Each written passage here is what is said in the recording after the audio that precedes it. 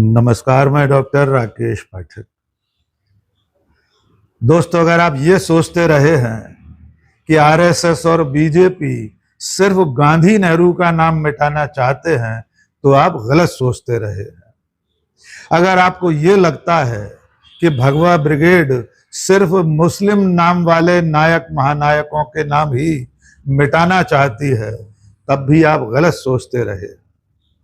अगर आपको ये लगता है कि बीजेपी सरकार कभी किसी हिंदू नाम वाले नायक का नाम नहीं मिटाएगी तब तो आप और बड़ी गलतफहमी में हैं, क्योंकि बीजेपी की सरकार अब हिंदू नामधारी नायकों महानायकों के नाम भी मिटाने पर आमादा है।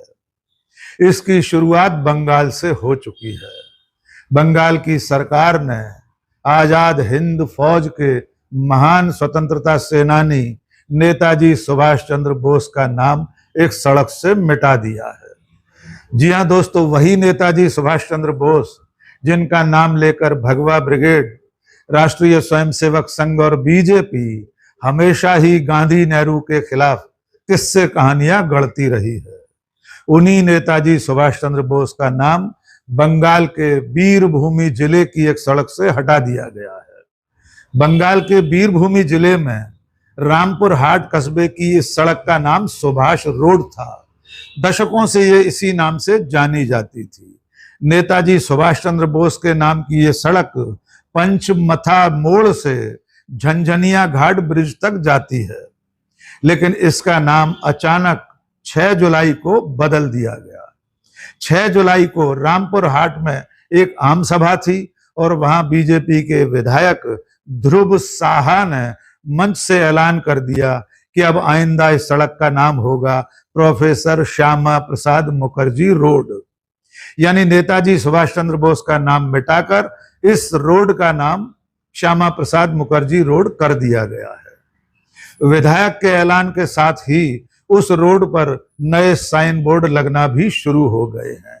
आनन फानन में नेताजी सुभाष के नाम के साइन बोर्ड वहां से हटा दिए गए और मुखर्जी रोड के साइन बोर्ड लगना शुरू हो गए हैं। लेकिन अब तक बंगाल की सरकार या बीरभूमि जिले की नगर पालिका या स्थानीय प्रशासन की तरफ से ऐसी कोई अधिसूचना जारी नहीं हुई है, ऐसा कोई सरकारी प्रस्ताव पारित नहीं हुआ है कि इस रोड का नाम सुभाष रोड से बदलकर मुखर्जी रोड कर दिया जाए। बिना किसी औपचारिकता के, बिना किसी सरकारी अधिसूचना के, सिर्फ बीजेपी विधायक के ऐलान के साथ ही नेताजी सुभाष के नाम की रोड का नाम बदल दिया गया है और इसको लेकर बंगाल में विरोध भी शुरू हो गया है। Socialist unity centre of India ने इसके विरोध में बयान जारी किया है। उसने कहा है कि नेताजी सुभाष चंद्र बोस का नाम मिटाना आजादी के इतिहास को विकृत करने की घटना है और ऐसा करके नेताजी सुभाष चंद्र बोस का अपमान किया गया है। लेकिन बीजेपी की सरकार में अब उनकी सुनवाई करने वाला कोई नहीं है। अब थोड़ा सा प्रोफेसर श्यामा प्रसाद मुखर्जी और नेताजी सुभाष चंद्र बोस के आपसी रिश्तों के बारे में भी जान लीजिए। आप जानते हैं कि प्रोफेसर मुखर्जी हिंदू महासभा के नेता थे। आजादी से पहले जब बंगाल में प्रांतीय सरकार बनी थी तब प्रोफेसर मुखर्जी फजलुल हक की मुस्लिम लीग वाली सरकार में मंत्री थे।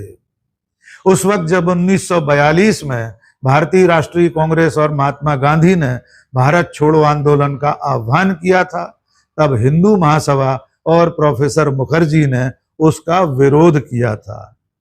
प्रोफेसर मुखर्जी और हिंदू महासभा भारत छोड़ो आंदोलन में शामिल नहीं हुए थे। यहां तक कि प्रोफेसर मुखर्जी ने उस वक्त के बंगाल के गवर्नर को चिट्ठी लिखकर कहा था कि भारत छोड़ो आंदोलन का दमन किस तरह किया जा सकता है और उस दमन के उपाय भी प्रोफेसर मुखर्जी ने बताए थे। और नेताजी सुभाष चंद्र बोस के बारे में तो कुछ बताने की जरूरत नहीं है। आप अच्छी तरह जानते हैं कि नेताजी सुभाष चंद्र बोस भारतीय राष्ट्रीय कांग्रेस के अध्यक्ष रहे थे। बाद में उन्होंने आजादी की लड़ाई के लिए आजाद हिंद फौज की कमान संभाली थी। विदेश जाकर उन्होंने आजाद हिंद फौज तैयार की और अंग्रेजों के खिलाफ बिगुल फूंक दिया था। नेताजी सुभाष चंद्र बोस ऐसे पहले स्वतंत्रता सेनानी थे जिन्होंने महात्मा गांधी को राष्ट्रपिता कहकर संबोधित किया था।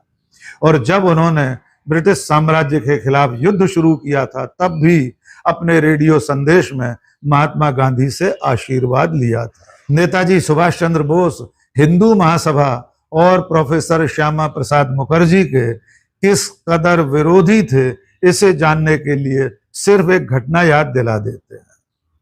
बंगाल में सन 1940 में स्थानीय निकायों के चुनाव चल रहे थे। कोलकाता नगर निगम के चुनाव में प्रोफेसर श्यामा प्रसाद मुखर्जी भी सक्रिय थे। उसी दौरान 15 मार्च 1940 को कोलकाता में एक ऐसी घटना हुई थी जिसमें हिंदू महासभा के एक कार्यक्रम में, एक आम सभा में नेताजी सुभाष चंद्र बोस के समर्थकों ने जबरदस्त हंगामा कर दिया था।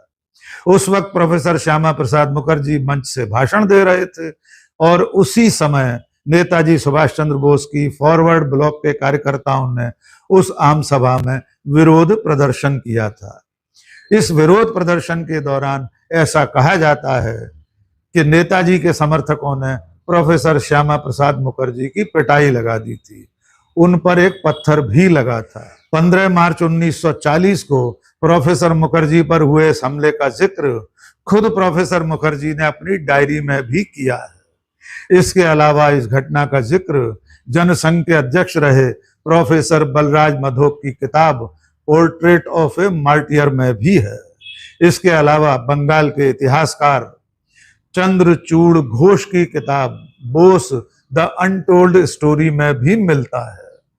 यानी आप समझ गए होंगे, प्रोफेसर श्यामा प्रसाद मुखर्जी और नेताजी सुभाष चंद्र बोस उस वक्त की राजनीति में ध्रुव विरोधी थे। नेताजी सुभाष चंद्र बोस प्रोफेसर श्यामा प्रसाद मुखर्जी और हिंदू महासभा की हिंदुत्ववादी राजनीति के कट्टर विरोधी थे।